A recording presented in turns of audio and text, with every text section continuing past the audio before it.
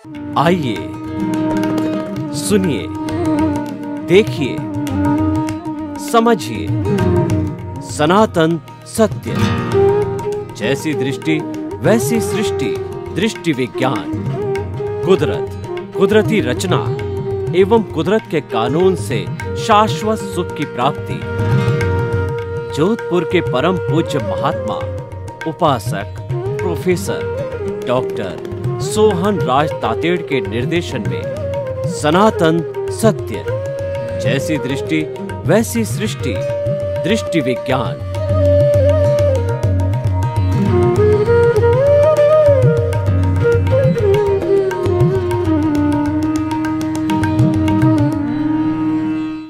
भाई और बहनों, मातृशक्ति को नमन। स्टूडियो में आपका हार्दिक स्वागत है, अभिनंदन है, सत्कार है। आत्मविज्ञान साइंस ऑफ द सोल कार्यक्रम के अंतर्गत हम आपको सही दृष्टि, सही सोच, राइट विजन, राइट थिंकिंग के तहत आपकी जो नकारात्मक सोच है, आपका जो गलत दृष्टिकोण है, आपका जो गलत चिंतन है, आपका जो मिथ्यात्व है, आपका जो मिथ्या दर्शन है, उसको हटा करके हम उसकी जगह सम्यक दर्शन, राइट विजन, सही दृष्टिकोण और आपको हम सही दृष्टि देते हैं, जिससे आपकी सही सृष्टि का निर्माण होता है। ये सब हम कार्य प्रतिदिन नए नए एपिसोड्स के माध्यम से करते हैं और हर एपिसोड आत्मविज्ञान को सपोर्ट करता है और आत्मविज्ञान के अंदर आत्मा है। जहाँ पर आत्मा होती है वहाँ सब कुछ है और जहाँ पर आत्मा नहीं होती है वहाँ राम नाम सत होता है। तो आप स्वयं समझ सकते हो कि आत्मा की कितनी वैल्यू है। तो आज हमारा बहुत ही सुंदर विषय है कि स्वाध्याय किसका करें। भाई और बहनों, स्वाध्याय का हम संधि विच्छेद करें। 100+ अध्याय, स्वयं का अध्ययन करना, खुद का अध्ययन करना। खुद कौन? हमारे सामने दो महत्वपूर्ण ध्रुव है। एक तो आत्मा है जो अमूर्त है, दिखाई नहीं देता है, लेकिन उसकी हाजिरी से ये शरीर मिश्र चेतन हो जाता है। मनुष्य का नहीं, 84 लाख जीवा योनि प्राणी मात्र का जो शरीर है, चाहे वो एकेंद्रीय हो, द्वेंद्रीय हो, त्रिएंद्रीय हो, चतुरेंद्रीय हो, पंचेंद्रीय हो, नरक गति हो, तिर्यंज गति हो, मनुष्य गति हो, देव गति हो, हर एक किसी का शरीर आत्मा की हाजिरी से, आत्मा की उपस्थिति से वो मिश्र चेतन होता है और वो चेतनवत जो है क्रियाकलाप करता है। अब देखिए, दो तत्व आ गए। हमारा शरीर, उसके अंदर आत्मा भी है और ये शरीर दिखाई देता है और ये शरीर है मन वचन काया, 3 बड़े इंस्ट्रूमेंट्स जिनको योग कहा जाता है। इसके माध्यम से जीवन भर प्रवृत्ति करता है। तो अब प्रश्न ये है कि दोनों चीजें आपकी है, शरीर भी आपका है, आत्मा भी आपका है, लेकिन इन दोनों में से स्थायी कौन है? इन दोनों में से फॉर एवर रहने वाला, भूत भविष्य और वर्तमान में रहने वाला स्थायी तत्व कौन सा है? क्योंकि टेम्परेरी के साथ हम जुड़े रहेंगे तो हमारी टेम्परेरी प्लानिंग होगी और टेम्परेरी प्लानिंग होने से वह हमें फिर प्लानिंग दूसरी बदलनी पड़ेगी। जैसे किराए का मकान होता है, वह बार बार खाली करना पड़ता है, और स्वयं का मकान होता है तो हम जिंदगी भर नहीं, हमारी कई जनरेशन जो है उसके अंदर बसर करती है। तो हमें अपने स्वयं के मकान में रहना है, अपने स्वयं का अध्ययन करना है, परमानेंट तत्व का अध्ययन करना है। तो परमानेंट तत्व है वो आत्मा है और शरीर है ये पूर्व जन्म के कर्मों के भुगतान के लिए मिला है। पूर्व जन्म के अंदर जो आज ये सोहन राज तातेड़ रूपी जो पुतला है, पूर्व जन्म के अंदर मोहन राज था। तो मोहन राज ने जो जो कॉजेस डाले हैं आत्मा की हाजिरी से, और जैसे भी अच्छे या बुरे कॉज पड़े हैं पुण्य और पाप के रूप के अंदर, वह इस जन्म में सोहन राज को द्रव्य कर्म के रूप के अंदर वो मिले हैं और इसका भुगतान जो है इसको करना है। इसका सारा सुख दुख की अनुभूति सोहन राज करेगा।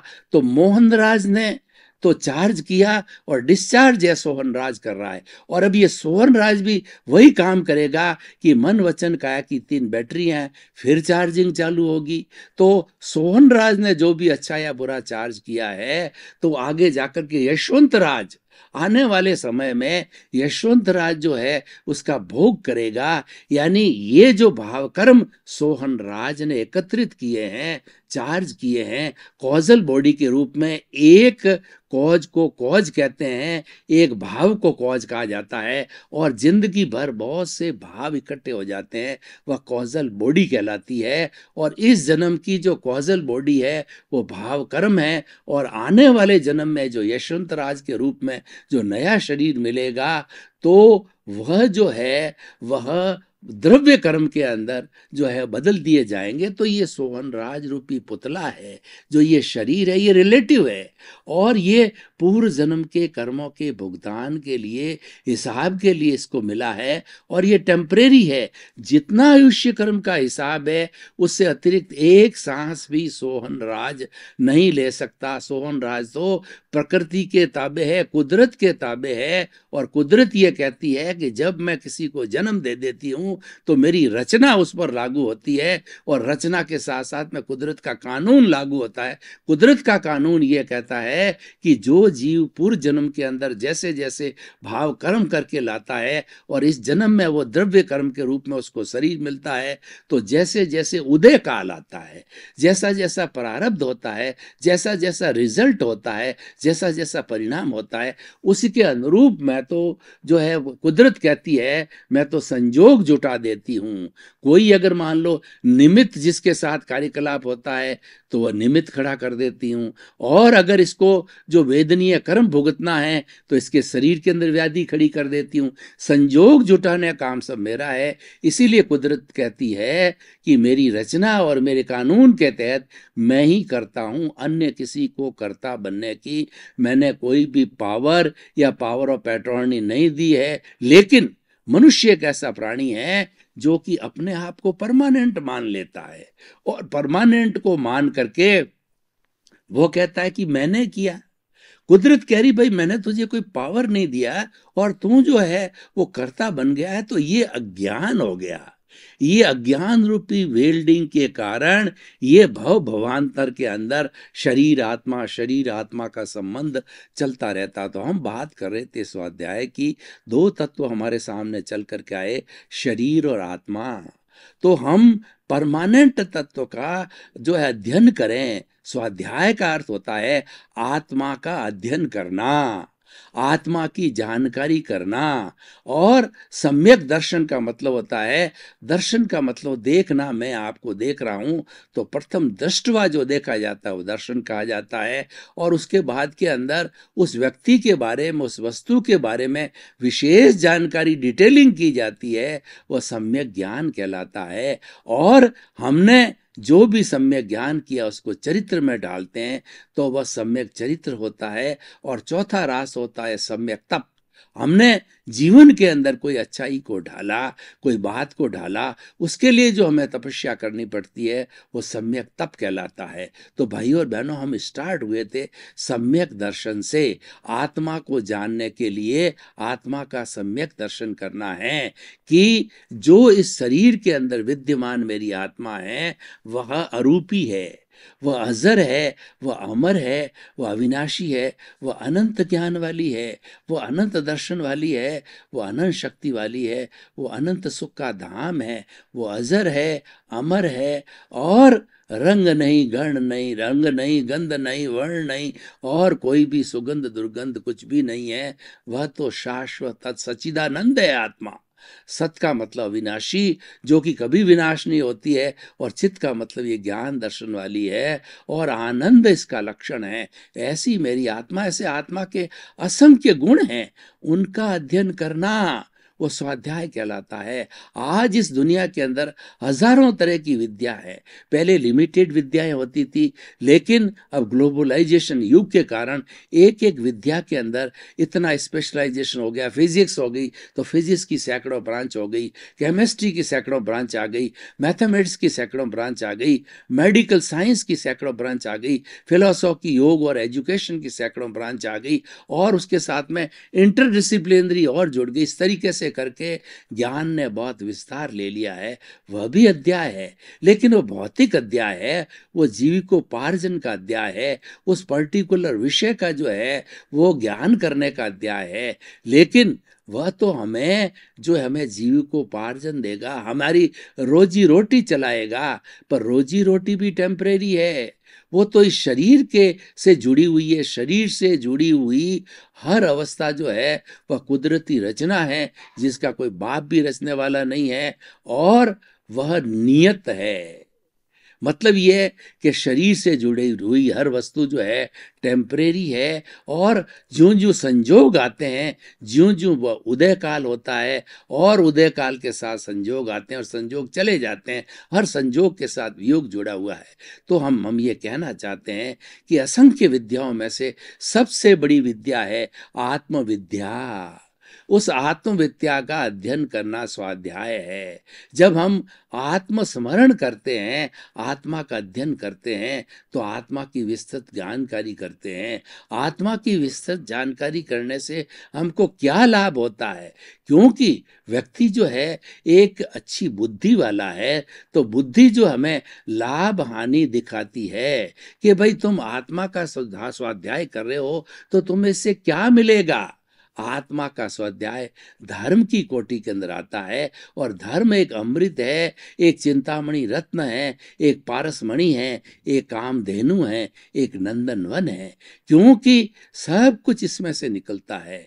जे एगे जाने ते सब्बे जाने, जे सब्बे जाने ते एगे जाने। जिसने एक आत्म तत्व को जान लिया उसने संपूर्ण ब्रह्मांड को जान लिया, और जिसने संपूर्ण ब्रह्मांड को जान लिया उसने एक आत्म तत्व को जान लिया। यानी आत्म तत्व है संपूर्ण ब्रह्मांड का प्रतिनिधित्व करता है, और संपूर्ण ब्रह्मांड में सबसे बड़ा ताकतवर तत्व है वो आत्मा है। और आत्मा की हम बात करें तो वो 84 लाख जीवा योनि जो उत्पत्ति स्थान है, उन उत्पत्ति स्थान के अंदर असंख्य आत्माएं जन्म लेती है, और कर्मों के अनुरूप उनको शरीर मिलता है और कर्म भोगती है। वो भी इस ब्रह्मांड के अंदर भोगती है, इसी ब्रह्मांड में जन्म लेती है, इसी ब्रह्मांड में कर्म भोगती है, और इसी ब्रह्मांड के अंदर वो विलीन हो जाती है।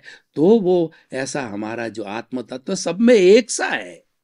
84 लाख जीवा योनि के अंदर मूल आत्म तत्व के अंदर कोई फर्क नहीं है, और वो मूल आत्म तत्व जब उसका स्वाध्याय किया जाता है, और स्वाध्याय हम पूरी श्रद्धा के साथ करते हैं, तो स्वाध्याय के करने से क्या होता है कि हमारे जो अशुद्धि इकट्ठी हुई है कॉजल बॉडी के रूप में, द्रव्य कर्म के रूप में, वह अशुद्धि अध्ययन करने के साथ साथ में धीरे धीरे गायब हो जाती है, धीरे धीरे कम हो जाती है। उसको भगवान ने निर्जरा करा है, dissociation of the karma from the causal body और from the soul is called the nirjara. और निर्जरा को धर्म बताया भगवान ने, दो तरह के धर्म बताए हैं, एक तो संवर और एक निर्जरा। संवर धर्म क्या है कि ये हमारी जो कॉजल बॉडी है वो कर्मों के लगातार आते रहने के कारण, दरवाजा खुला रहने के कारण, वो रास्ता खुला होने के कारण आश्रव आता रहता है। ये कॉजल बॉडी का घनत्व वॉल्यूम बढ़ता जाता है, और जब तक हम उस आश्रव को बंद नहीं करेंगे तब तक इसका वॉल्यूम नहीं घटेगा, और जब इसका वॉल्यूम नहीं घटेगा तो आत्मा ऊर्ध्वमुखी नहीं हो सकती, और ऊर्ध्वमुखी होकर के जो इसका अल्टीमेट डेस्टिनेशन जो है सिद्ध बुद्ध मुक्त होना है वह नहीं हो सकता। तो उसके लिए संवर करना जरूरी है। संवर का मतलब यह है कि हमारे भीतर जो कर्मों का आने का द्वार है उसको हम परमानेंट बंद कर देते हैं। परमानेंट बंद कब होता है? आत्म स्वरूप की जानकारी करने से, धर्म करने से वो हमारा आश्रव जो है बंद हो जाता है, और उसकी तरफ से संवर हो जाता है। संवर का अर्थ होता है आने वाले कर्मों को रोकना, और सबसे बड़ा संवर ये है कि 84 लाख जीवा योनि प्राणियों के अंदर किसी को मेरे द्वारा कोई तरह का दुख न हो, कष्ट न हो। हे मेरे भीतर विराजमान शुद्ध आत्मा भगवान, मुझे ऐसी शक्ति दो, जागृति दो, मैं किसी को मेरे द्वारा दुख न हो। ये सबसे बड़ा संवर है, और दुख देना ही सबसे बड़ा पाप है, और दुख देना ही कर्मों का बंधन है। और किसी के प्रति हम न तो सुख की बात करते हैं न दुख की बात करते हैं, यानी हम शुभ और अशुभ से बढ़ करके और शुद्ध की बात करते हैं। यानी 84 लाख जीवा योनि प्राणी प्राणियों के भीतर विराजमान शुद्ध आत्मा भगवान को निर्दोष दृष्टि से दर्शन कर उनको नमन करते हैं। शुद्ध अवस्था में हर एक के अंदर वही आत्म स्वरूप को हम देखते हैं, चाहे चींटी है, चाहे बिल्ली है, चाहे गाय है, भैंस है, चाहे कुत्ता है, चाहे शेर है, चाहे डायनासोर्स है, चाहे राम है, चाहे कृष्ण है, चाहे मैं हूं और चाहे आप हो, उसमें सभी में वही शुद्ध मूल आत्मा का हम दर्शन करते हैं। ये हमारा सबसे बड़ा स्वाध्याय है, ये हमारा जो है सबसे बड़ा संवर है, और यही हमारी सबसे बड़ी साधना है, और यही हमारा सबसे बड़ा तप है। यानी स्वाध्याय ही एक बड़ा तप है। ये दार्शनिक दृष्टि से स्वयं के गुणों की भजना करना, स्वयं के गुणों को याद करना। अगर हम माणा के मणकों को देखें तो 108 मणके होते हैं। हम इस जो है वो हमारी सच्चिदानंद आत्मा के मुख्य 108 गुणों की भजना एक एक मणके के साथ काल करते रहें तो ये वास्तव में एक सही माला हो गई, और हम अपने स्वरूप में लीन रहे। स्वरूप में लीन रहने से क्या हमारे साथ घटित हुआ कि हमारा जो कॉजल बॉडी है, उस कॉजल बॉडी के अंदर जो जितने भी कर्म जुड़े हुए हैं, कर्म के परमाणु हैं, वो धीरे धीरे धीरे जो है शिथिल होकर के और इससे अलग होते जाएंगे, और अलग होकर के और पूरा वो जड़ बन जाएगा, क्योंकि उसकी जड़ प्रकृति है। कर्म जो है जड़ है, पौद्गलिक है, चतुस्पर्शी है, और धीरे धीरे वह विलग होकर के बिखर करके फिर हमारे इस कॉस्मोस के अंदर चले जाएंगे, और फिर किसी दूसरे प्राणी के लिए वो चतुस्पर्शी पुनः काम आएंगे। ये सर्कल चलता रहता है। इसीलिए कहा जाता है कि इस ब्रह्मांड के अंदर चाहे भूत भविष्य और वर्तमान के अंदर जितने भी 84 लाख जीवा योनि और जितना भी जितना भी जड़ तत्व मौजूद है, उसकी एनर्जी न घटती है न बढ़ती है, हर क्षण एक सी एनर्जी रहती है। और वैज्ञानिक लोगों ने भी कहा है कि ब्रह्मांड में जो एनर्जी है वो E=mc²। m तो होता है मास के लिए, c इज द कांस्टेंट है।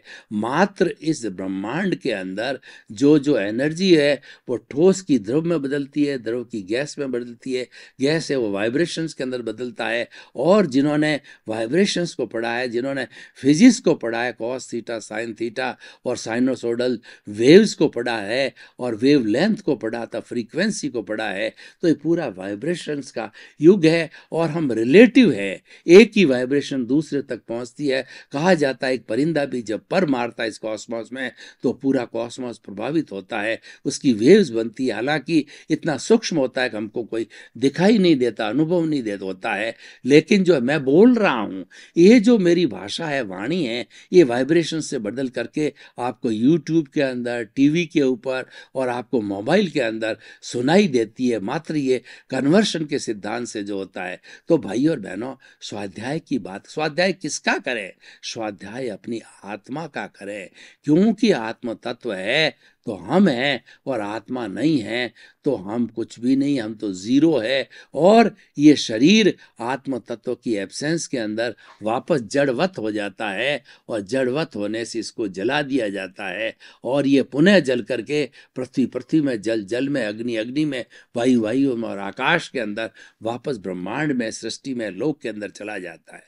तो भाई और बहनों, आज अगर मैं इस एपिसोड को जो है ऑडियंस के सामने रखना चाहूँ, ओपन टू द सेशन करना चाहूँ, ओपन टू द ऑडियंस करना चाहूँ, और इसकी रिलीवेंस, इसकी सामाजिक उपयोगिता, इसकी प्रासंगिकता और इससे क्या लाभ होगा व्यक्ति को, समाज को, विश्व को, तो मैं ये कहना चाहूँगा कि अगर व्यक्ति आत्म तत्व की अवधारणा को समझे, आत्मा के सिद्धांत को समझे, तो वह कभी भी गलत कार्य नहीं करेगा। और आज के परिप्रेक्ष्य के अंदर जितने भी अपराध चल रहे हैं, जितना भी करप्शन, असंवेदनशीलता, आतंकवाद और हिंसा और क्या बतावें, इतना कार्य चल रहा है, वो सब इसीलिए चल रहा है कि व्यक्ति आत्म तत्व को भूल गया और मात्र जड़ से जुड़ गया। शरीर जड़ है, मोबाइल जड़ है, इंटरनेट जड़ है, 5 इंद्रियां जड़ है, 5 इंद्रियों का संसार पूरा जड़ है। तो व्यक्ति 24 घंटे जड़ के संयोग में रहने से वो जड़वत हो गया,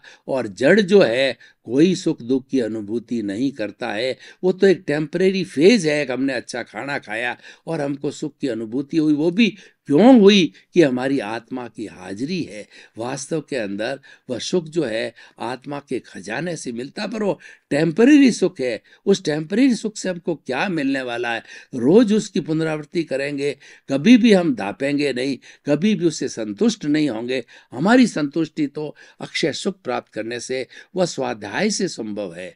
जब हम आत्म तत्व के अंदर गहरे पहुंच जाते हैं और गहरे गहरे गहरे जाकर के और 24 घंटे आत्मा के प्रति श्रद्धा, आत्मा की बात करना, आत्मनिरीक्षण करना, आत्म परीक्षण करना और इंट्रोस्पेक्शन करना, सेल्फ रियलाइजेशन करना और 24 मैं शुद्ध आत्मा हूं, मैं शुद्ध आत्मा हूं, इस खाते में रहना, इसका स्वाध्याय करना।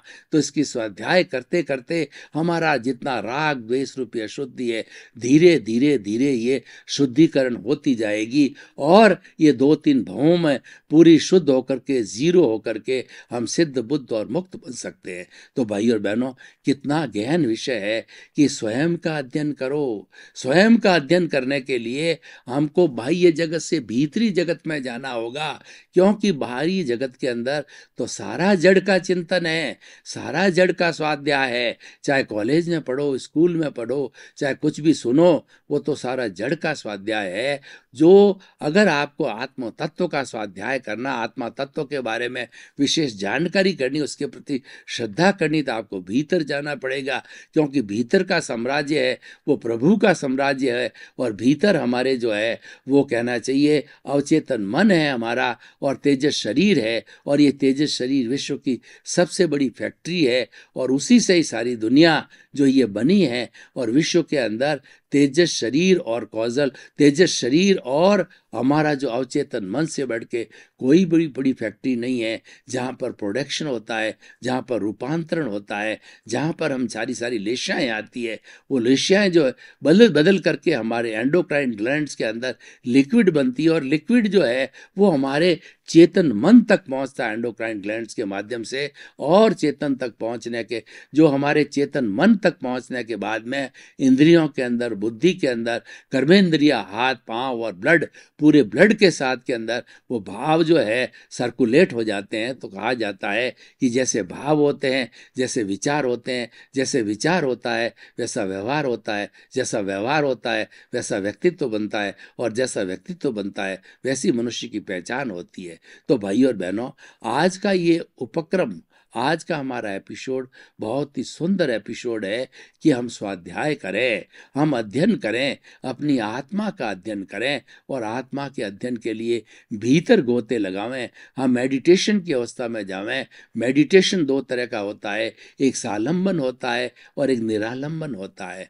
सालंबन ध्यान में हम आलंबन लेते हैं, हमारे इष्ट का, हमारे गुरु का, हमारे कोई भी भगवान का आलंबन, फोटो वगैरह करके उसका आलंबन करके उसके गुणों की भजना करते हैं, क्योंकि वह भी शुद्ध आत्मा तत्व जो है वो मुक्ति को चला गया। जैसे तीर्थंकर है, 24 तीर्थंकर मुक्ति को चले गए हैं, और वर्तमान के जो भगवान सिमंदर स्वामी हैं उनको भी फोटो रख करके उनके गुणों की भजना करें, तो वो भी ईश्वर है ऑलरेडी, और आज वो ईश्वर महाविद्य क्षेत्र में विराजमान है। हमारे शरीर के, हमारे इस शरीर में विद्यमान भगवान है, उनकी हम भजना कर सकते हैं। वो सारा आलंबन जो है वो मेडिटेशन है, वो हमें जो है वो स्वाध्याय कहलाता है।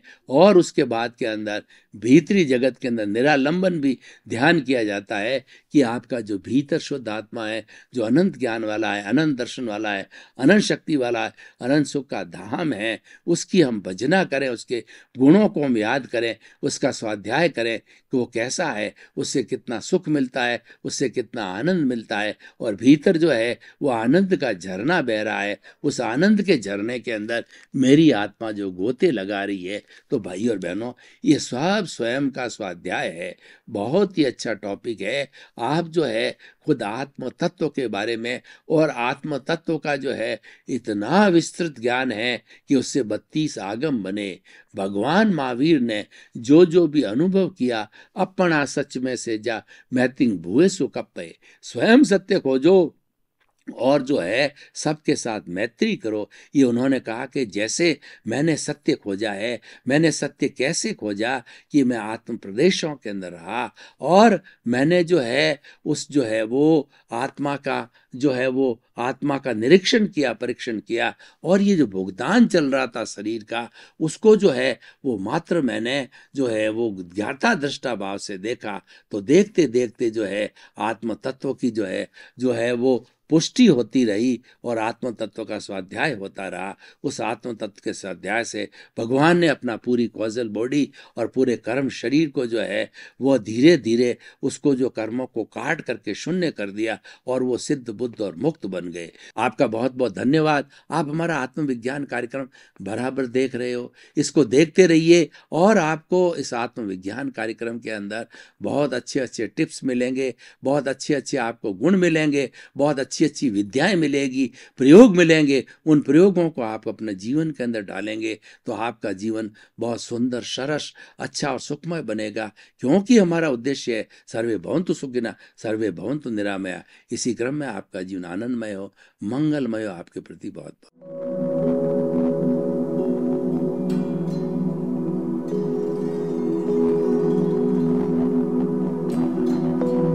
एक ऐसा अंतर्राष्ट्रीय ख्याति प्राप्त मानव जो गुरु प्रेरणा से पिछले 20 वर्षों से वानप्रस्थ जीवन जीते हुए 24 घंटे मानवता की सेवा में संलग्न है। एक ऐसा मानव जो अभी राष्ट्रीय, अंतर्राष्ट्रीय टीवी चैनलों पर 7,500 एपिसोड के माध्यम से सनातन सत्य, आत्मविज्ञान एवं पुनरुत्थान व्यवहार एवं निश्चय जगत के जीवनोपयोगी विषयों पर हृदय स्पर्शी प्रवचन कर चुका है। उस मानव का नाम है महात्मा उपासक प्रोफेसर डॉक्टर सोहन राज तातेड़। प्रोफेसर तातेड़ द्वारा योग, दर्शन, शिक्षा विषयों पर रचित पीएचडी स्तर के 250 शोध ग्रंथ भारत के 100 प्रतिष्ठित विश्वविद्यालयों में शोधार्थी पढ़ रहे हैं तथा वे सभी शोध ग्रंथ वहां की सेंट्रल लाइब्रेरियों में उपलब्ध हैं। महात्मा सोहन राज ने अभी तक हजारों स्कूलों, कॉलेजों, विश्वविद्यालयों एवं संस्थाओं में सेमिनार, वर्कशॉप, कैंप लगाकर लाखों विद्यार्थियों को योग, दर्शन, शिक्षा का प्रशिक्षण देकर उन्हें सुसंस्कारित किया। डॉक्टर तातेड़ ने भारतीय संस्कृति उत्थान के 4000 से अधिक समसामयिक विषयों पर आर्टिकल लिखकर ऑनलाइन जर्नल, पत्रिकाओं, वेबसाइट्स पर प्रकाशित किया, जिसका उपयोग लाखों पाठक कर रहे हैं। उपासक तातेड़ के 5000 से अधिक आज का सुविचार, आज का शुभ संदेश, आज का मंगल भावना योग आदि चिंतन websites, Twitter, blogger, Facebook, YouTube माध्यमों से लाखों लोग अपना जीवन निर्माण कर रहे हैं। मानवता के मसीहा ऐसे महामानव महात्मा सोहन राज तातेड़ के प्रोफाइल को अभी तक विश्व के 20 लाख दर्शक यूट्यूब पर, 12 लाख गूगल पर एवं लाखों दर्शक फेसबुक, ब्लॉगर, ट्विटर और इंस्टाग्राम पर देख चुके हैं।